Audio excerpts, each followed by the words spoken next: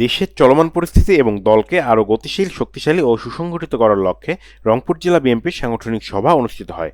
সাংগঠনিক সভায় প্রধান অতিথি ছিলেন বিএনপির ভাইস চেয়ারম্যান শামসুজ্জামান দুদু এবং সভাপতিত্ব করেন বিএনপির জাতীয় নির্বাহী কমিটির সাংগঠনিক সম্পাদক জনাব অধ্যক্ষ আসাদুল হাবিব দুলু।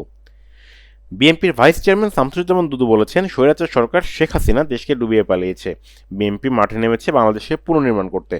ফ্যাসিস্ট শেখ হাসিনা বাংলাদেশকে 17 বছর ধ্বংসের পথে নিয়ে গেছে। শেখ হাসিনাকে ফেরত আনতেই চাই মূলত বিচারের মুখোমুখি করতে। আমরা শেখ হাসিনাকে ব্যক্তিগত পর্যায়ে এখানে ফিরিয়ে আনার কথা বলছি না।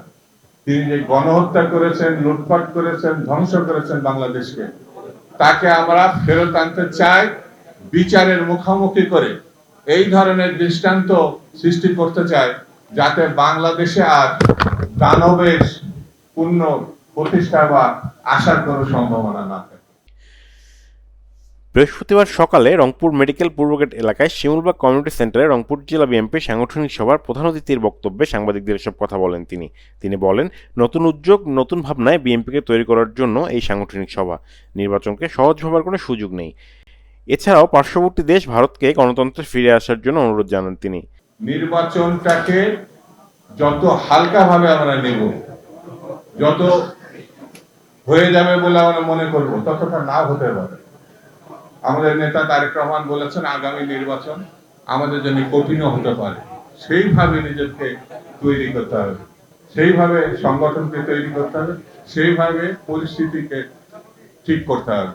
এই হওয়ার বিষয়টি আমাদের ভারপ্রাপ্ত চেয়ারপারসন, আমাদের দেশনায়ক জনাব তারেক রহমান নতুন উদ্যোগ, নতুন ভাবনা, নতুন চেতনা নিয়ে সারা বাংলাদেশে গত 16 বছরে যেমন বিএনপিকে তৈরি করেছেন আন্দোলনের জন্য, এখন ক্ষমতার জন্য, নতুন বাংলাদেশ নির্মাণের জন্য, গণতন্ত্রের জন্য তিনি বিএনপিকে আরো আধুনিকায়ন, আরো সুশৃঙ্খল, আরো মজবুত করার জন্য এই সাংগঠনিক সভা তিনি আহ্বান করেছেন।